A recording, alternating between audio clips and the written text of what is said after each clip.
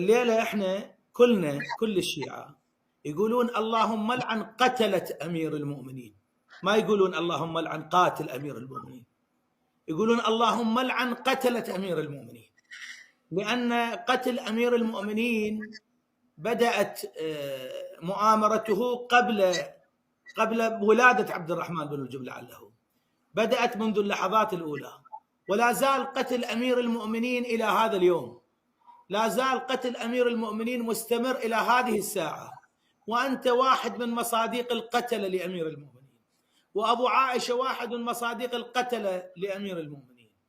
أنتم هذا المنهج هو الذي قتل علي بن أبي طالب. علي أكبر من أن يقتله رجل واحد، لا، علي يجب أن يتآمر عليه الأولون والآخرون في سبيل أن يقتلوه. تقول تأدب بالنقاش، عليك من الله ما تستحق. اسكت اسكت اسكت اسكت.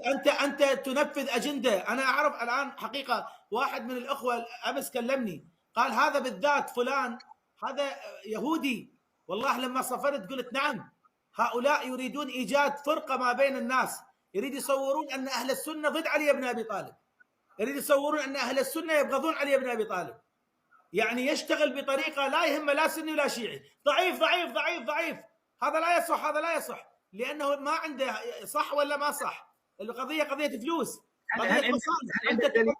انت تمثل اجنده يهوديه، انت بالذات تمثل اجنده يهوديه، وهذا واضح لكل انسان. لانك حتى دليل واحد، اذا كان عندك دليل واحد دعني اكمل. اسكت.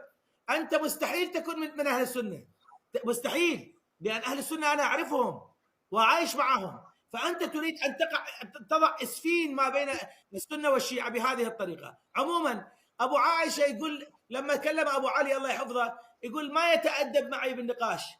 كيف تريد؟ هو تادب معك، لكنك انت لم تتادب مع رسول الله صلى الله عليه واله، ولم تتادب مع رجل قال عنه رسول الله صلى الله عليه واله انت مني وانا منك.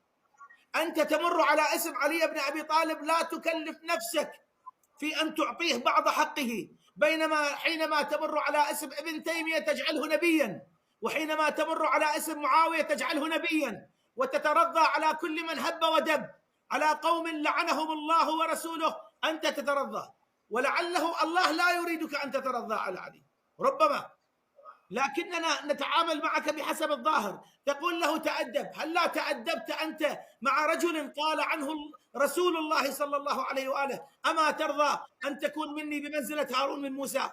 هل لا